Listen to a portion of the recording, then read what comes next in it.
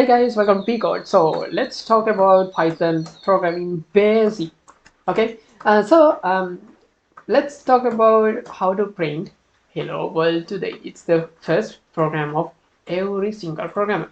So if you know any other language, you know that we have to use so many lines or 3 or 2 lines to print hello world program. So I just gonna show C programming. Okay, I just take C.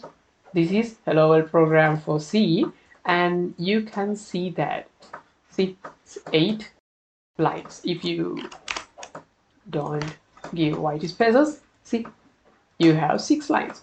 But see, let's run it. Okay,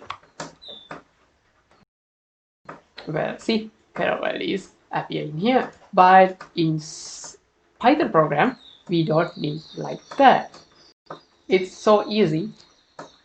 We have only say print, just print. Okay, just print what, parentheses, and print this, print hello.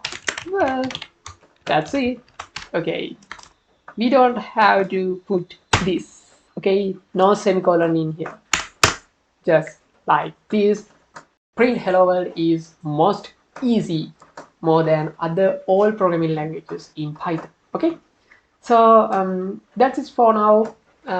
Please subscribe and on the bell icon. Let's meet in next video.